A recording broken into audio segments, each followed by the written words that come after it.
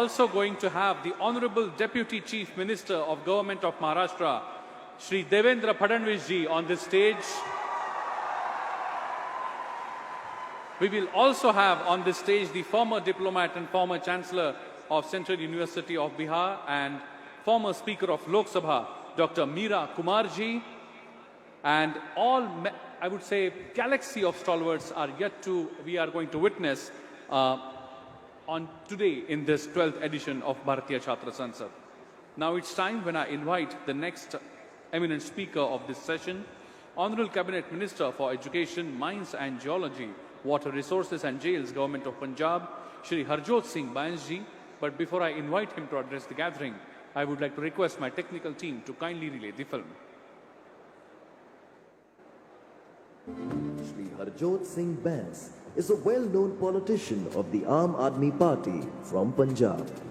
He won the Punjab Legislative Assembly election in 2022 from Anandpur Sahib Assembly constituency. On 19th March 2022, he took oath as the youngest ever cabinet minister in the history of Punjab state by breaking the record of Bikram Singh Majathiya. He has been part of many social movements and founded a Pan-Punjab United Youth Organization at the age of 18. He actively participated in the India Against Corruption movement. He was the founding president of the Aam Aadmi Party in Punjab at the age of 23. In 2016, he led the 300-kilometer-long 15-day Nava Punjab March against drug abuse in Punjab, walking from Shri in Fatehgarh Sahib district to the border of Husainwala in Firozpur district. Besides being an MLA in the Punjab Legislative Assembly, Shri Bains is also the spokesperson and a member of the National Executive of the Aam Aadmi Party. We warmly welcome Shri Harjot Singh Bains. Please put your hands together and welcome with a big round of applause Honorable Minister Sir Shri Harjot Singh Bains ji.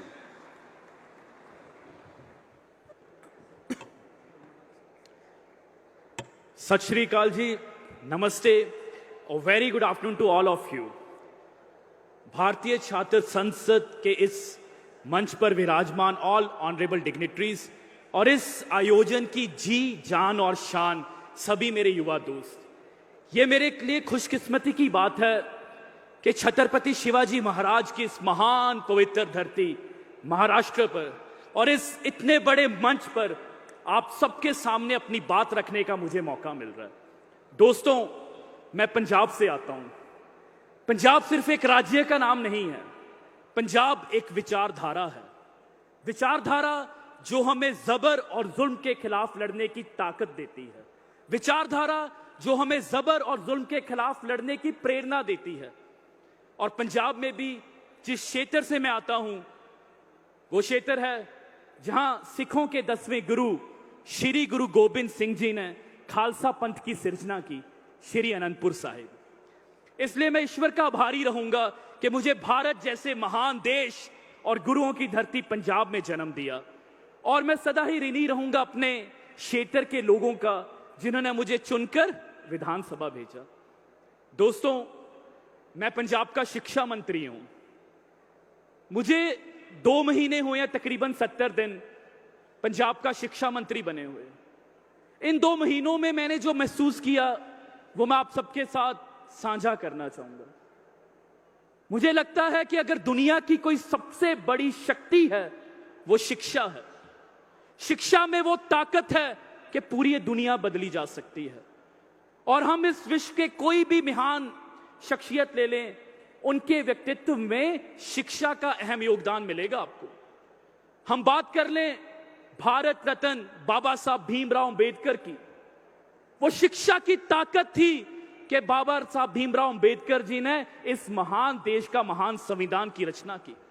हम बात कर लें अपने अब्दुल कलाम जी की, तो वो शिक्षा की ही ताकत थी कि अब्दुल कलाम जी मिसाइल मैन ऑफ इंडिया बने और उसके बाद इस देश के सबसे लोकप्रिय राष्ट्रपति। और अगर मैं बात करूं शहीद ए आजम सरदार भगत सिंह की, तो वो शिक्षा की ताकत ही थी कि जब सरदार भगत सिंह का ट्रायल चल रहा था, वो कोर्ट में ऐसी दलीलें देते थे कि अंग्रेजी हुकूमत के पसीने छूट जाते थे। और जब आप सरदार भगत सिंह के बारे में और पढ़ते हैं, तब आपको पता लगता है कि उनके जीवन में नेशनल कॉलेज ऑफ लाहौर, उसकी बहुत बड़ी भूमिका रही है। नेशनल कॉलेज ऑफ लाहौर की कल्पना पंजाब केसरी शहीद लाला लाजपत राय ने की थी। नेशनल कॉलेज ऑफ लाहौर वो प्लेटफॉर्म बना जहां भगत सिंह जैसे युवा इकट्ठे होकर अंग्रेजी हुकूमत, भारत के खिलाफ विरोधी कानून और उस वक्त की दुनिया में चल रही राजनीति के ऊपर विचार विमर्श करते। वो नेशनल कॉलेज ऑफ लाहौर ही था जहां शहीद भगत सिंह की मुलाकात पहली बारी शहीद सुखदेव के साथ हुई थी। इसलिए ऐसे इंस्टीट्यूट्स और ऐसे मंच बहुत अहम बन जाते हैं। यही बात मैं अभी राहुल कराज जी से कर रहा था। मुझे लगता है कि ऐसे मंच की जरूरत हर यूनिवर्सिटी और हर कॉलेज और हर स्कूल में है।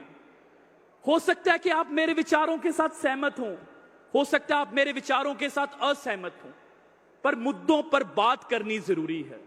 अगर ऐसे मंच हर यूनिवर्सिटी, कॉलेज और स्कूल में बढ़ेंगे, अगर युवा देश की राजनीति के बारे में बात करेंगे, तो मैं यकीन से कह सकता हूं देश अपने आप बदल जाएगा। दोस्तों, ये साल हमारे लिए बड़ा अहम है। ये साल हम सब देशवासियों के लिए बड़ा अहम है, क्योंकि हम आजादी के 75 साल मना चुके हैं। 75 साल हो चुके हैं। It is 75 years of independence. पर 75 साल बाद भी हमें अपने आप से यह पूछना है कि हम शिक्षा के मुद्दे पर कहां खड़े हैं। आप सब भारत के विभिन्न हिस्सों से आते हैं।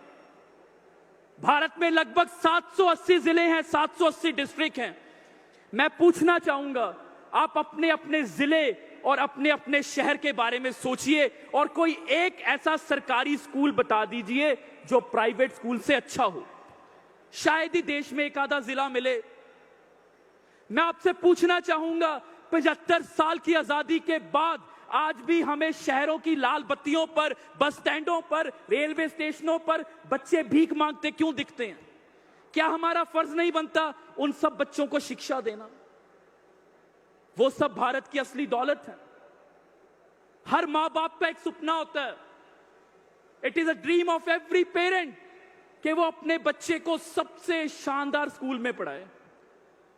आपके मां बाप ने भी सबसे शानदार यूनिवर्सिटी में भेजा।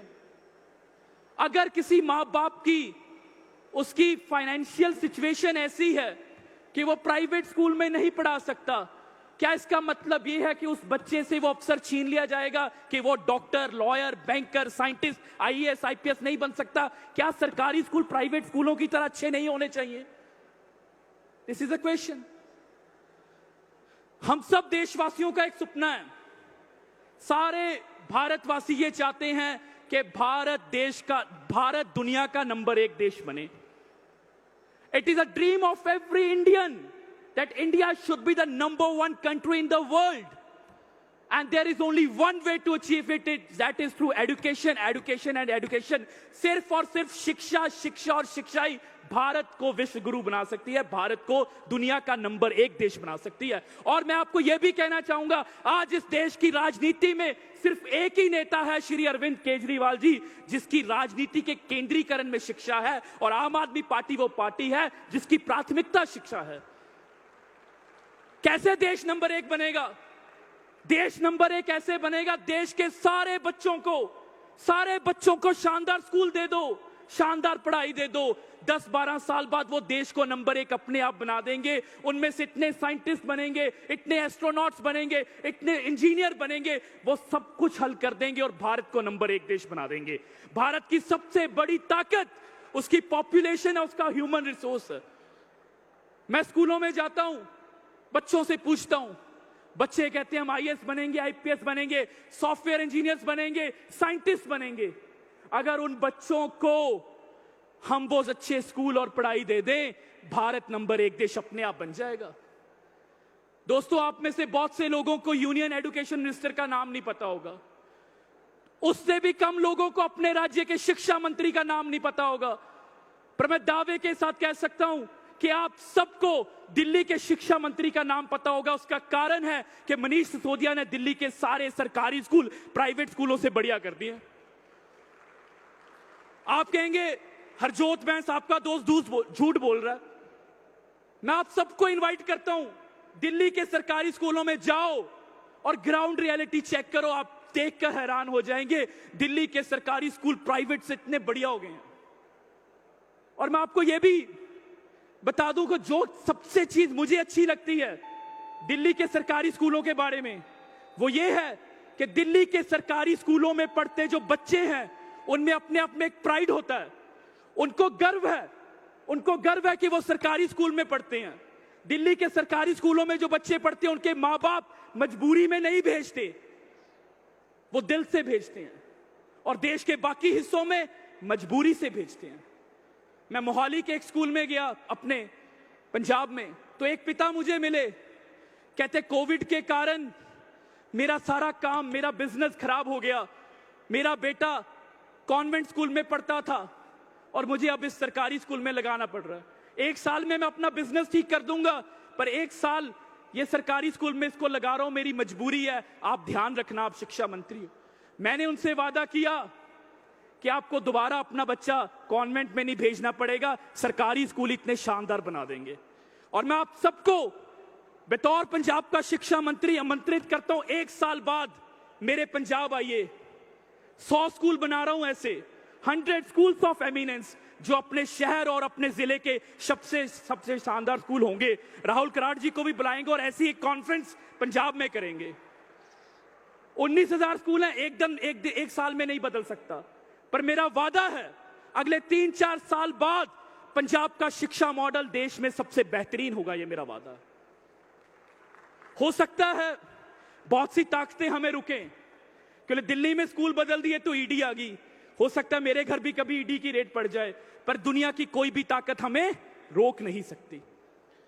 दोस्तों, समय की अपनी सीमा है, इसलिए मैं उसका सम्मान भी करना चाहूंगा।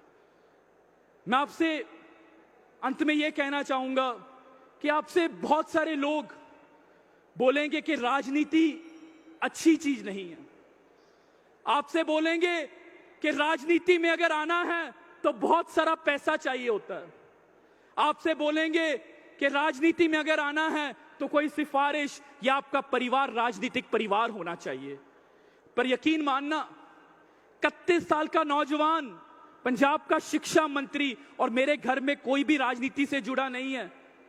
बतौर पंजाब का सबसे यंगेस्ट कैबिनेट मंत्री मैं आपको यह बात बता रहा हूं। मुझे यह मंत्र मेरे नेता अरविंद केजरीवाल जी ने दिया था। उन्होंने बोला, अपनी नीयत साफ रखो और आंख बंद कर अपने मिशन पर लग जाओ, भगवान तुम्हें अपने आप पहुंचा देगा। यकीन मानो, राजनीति में सिर्फ और सिर्फ साफ नीयत, ईमानदारी और अपने लोगों के लिए कुछ अच्छे करने की जिद होनी चाहिए, और कुछ भी नहीं। लोग आपको अपने आप चुनते हैं, कोई आपको नीचे नहीं उतार सकता। मैं आशा करूंगा, मैं भगवान से यह दुआ करूंगा, अरदास करूंगा कि आप सबके सपने पूरे हों। आप एमएलए बने, एमपी बने, मंत्री बने, मुख्यमंत्री बने, प्रधानमंत्री बने, पर जब भी आपको जीवन में कभी मंत्री बनने का मौका मिले ना, तो कोशिश करना शिक्षा मंत्री बनना, क्योंकि सबसे ज्यादा काम, जो बदलाव आप शिक्षा मंत्री बनकर ला सकते हैं, वो और किसी कुर्सी पर बैठकर नहीं ला सकते। एक और बात, एक कोट थी, एक कहावत है जो हमें स्कूल में सबसे पहले पढ़ाई जाती है, बहुत छोटी सी, सबने सीखी होगी, पर मुझे लगता है कि जीवन में सबसे बड़ी सीख, जीवन की सबसे बड़ी टीचिंग वही कोट है, वो है honesty is the best policy. And Indeed honesty is the best policy. बहुत सुकून है, बहुत चैन है ईमानदारी से। तो अंत में 2 लाइनों के साथ क्योंकि कल यहां पर एक इशू डायनेस्टी भी था। तो 2 लाइनों के साथ मैं अपनी बात खत्म करूंगा। विरासत से तय नहीं होंगे सियासत के फैसले। गौर से सुनना, विरासत से तय नहीं होंगे सियासत के फैसले। ये तो उड़ान तय करेगी कि आसमां किसका है। ये तो उड़ान तय करेगी कि आसमां किसका है। बहुत बहुत धन्यवाद जी। जय Hind. Thank you. Thank you very much, Honorable Minister, sir. It was indeed pleasure listening to you.